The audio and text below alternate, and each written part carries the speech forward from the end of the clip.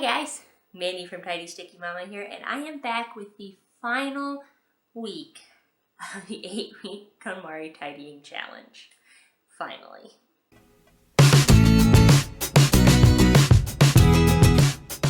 It's obviously taken me way longer than 8 weeks, and I've completely bombed the challenge aspect of it, but I don't think I've done too badly, really.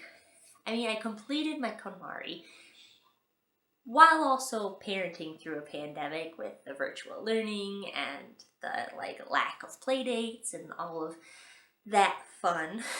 And yeah, spending about 3 months of my life completely exhausted and unwilling to do much of anything while growing this baby.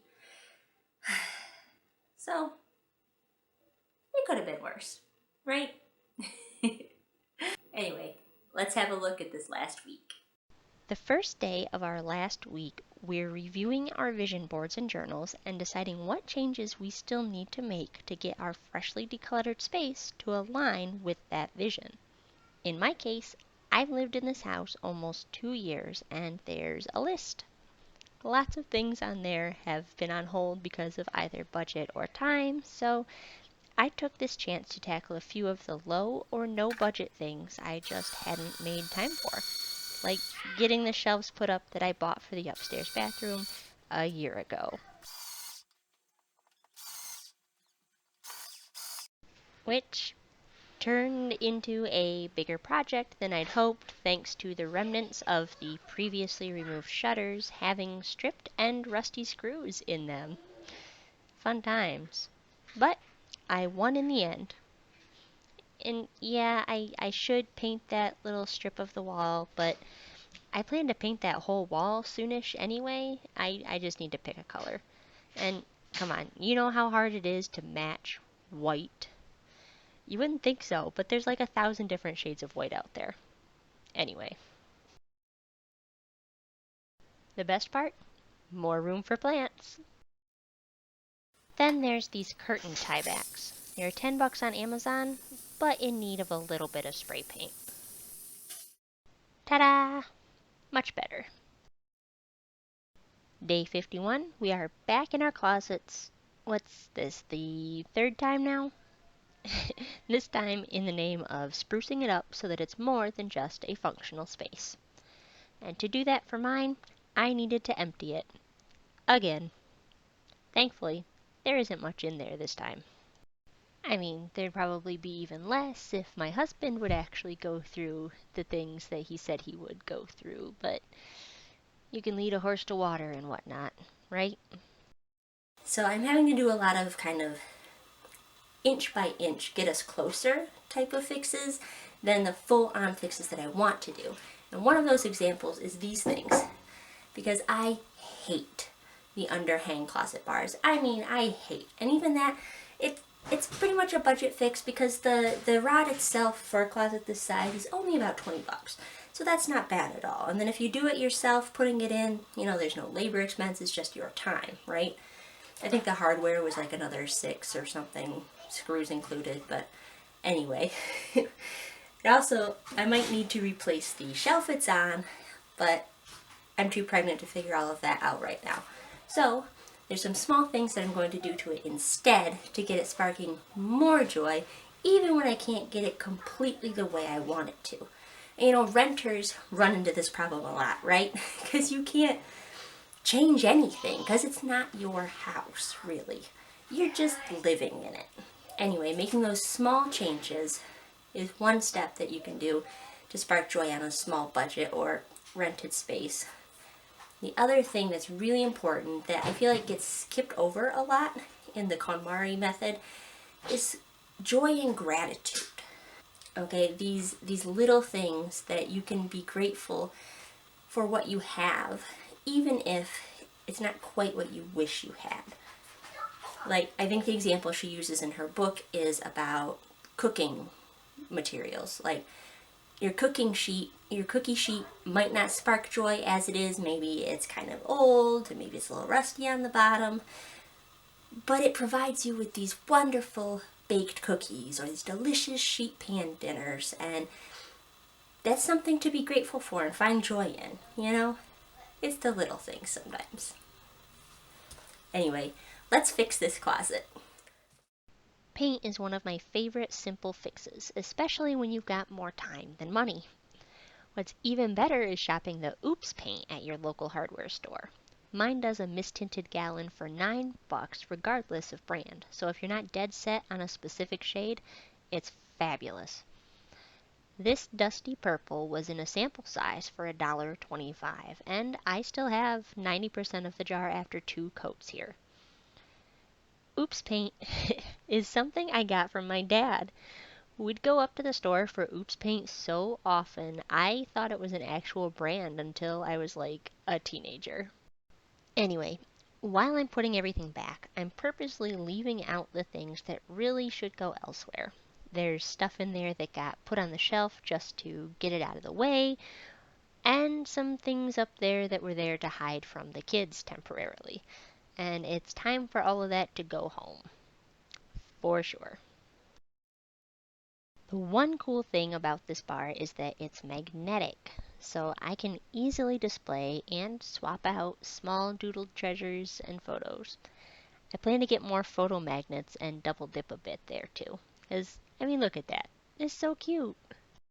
Yep, loving it already. So much better with that pop of color.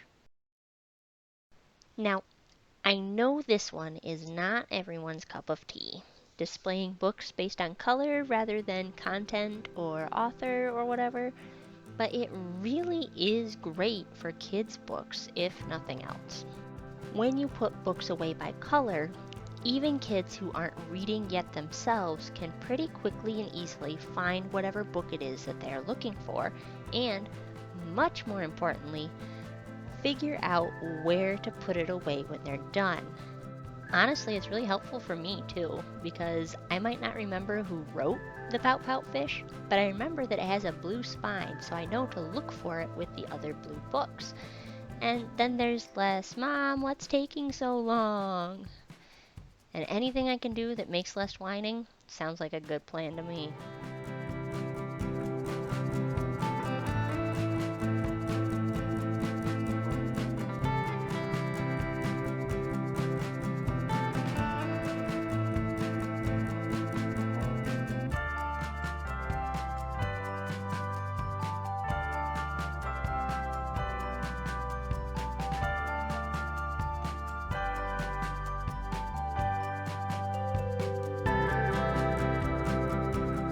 See? That actually looks pretty nice, right? I could probably make it a little bit better if I went from dark to light within a color, but close enough. While trying to decide what to share as my power spot, I realized I pretty much have one anywhere I have plants. So here's a few of my favorites. So what Marie wants us to do here is remove the labels from our cleaning supplies or decant them into aesthetically pleasing containers. I'm not going to do that for one reason. I have small children, and I need to know exactly what is in every single one of my bottles in the event that I need to make a phone call to poison control. So, if that's not your life, go for it. But in my case, these labels are all going to stay here. I do, however, have the luxury of being able to keep them downstairs and out of sight when I don't need them. I do keep a few of my everyday use ones upstairs behind a child-proofed cabinet door. But these guys can stay here and, be as visually cluttering as they want with their bright, shiny labels. One thing I am going to add to this, oh, no, let me tell you about my previous edition before I get to the next thing. In the back there, I have added some 2x4 risers. It's quick, it's easy way to get a little extra utility out of a shelf if you have a hard time kind of getting to things in the back. And it's cheap. I mean, they're extra chunks of wood I had laying around from when I made my basement shelves, a year ago now?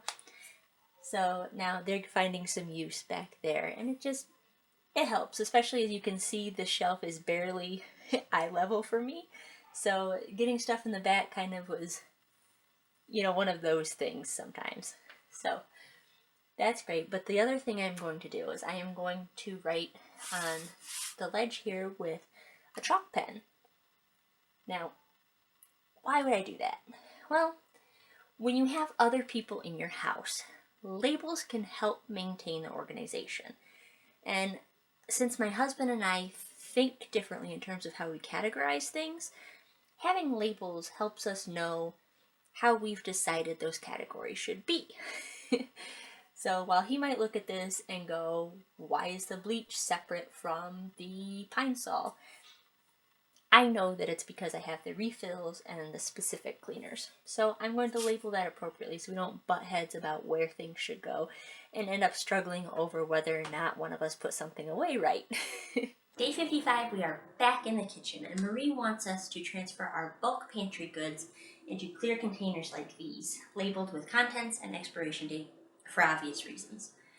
I think I'm just going to label mine for the expiration date because I'm not going to be putting so many things in them that look very similar that I could get confused about what's in them.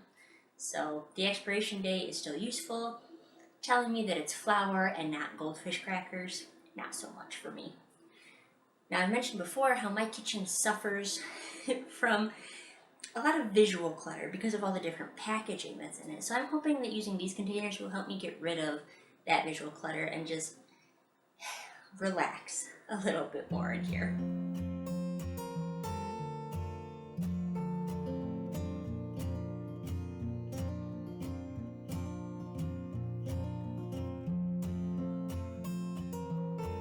I like to write a lot of my labels for kitchen stuff with a wet erase marker because it's not going to just rub off when I touch it like a dry erase marker, but it will clean off really easily when it comes time to wash it. Alright, so while this really did reduce the visual clutter in my kitchen, these particular containers were sometimes less space efficient than the commercial packaging, so I'm not sure I'll stick with these. I do like it, but it's not joy, you know? So I haven't really decided if I want to figure out some sort of cover for the commercial packaging or just try a different set of containers because, I mean, these things get pricey. I'll have to keep thinking and looking around for inspiration because joy is worth investing in when you can, but also, you don't want to go broke doing it. Okay, I know we were supposed to take a walk, but it was freaking cold, so here's some indoor joy instead. Well, it's not finished because pandemic budget, I think I've gotten to a good place. I really do love our home and all the little things that we've already done to make it ours. It may not match my vision board just yet, but with that clear goal in mind, it won't be hard to get there.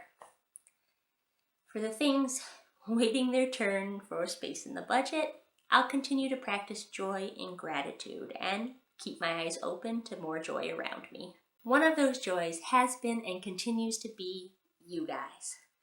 For those of you that have been with me on this entire 8-week KonMari challenge, even when it took me more like 8 months to get there, thank you so much. Really, thank you. For those of you for whom this is your very first Tidy Sticky Mama video, hi, welcome, and thank you for watching. I really recommend that you at least watch this playlist from the beginning because KonMari really and truly was life-changing for me, and I cannot say enough great things about it. So final thoughts on the challenge itself though? I feel like the pacing was off. Like there wasn't enough to do in the first 4 weeks, and then there was too much to do in the last 4 weeks.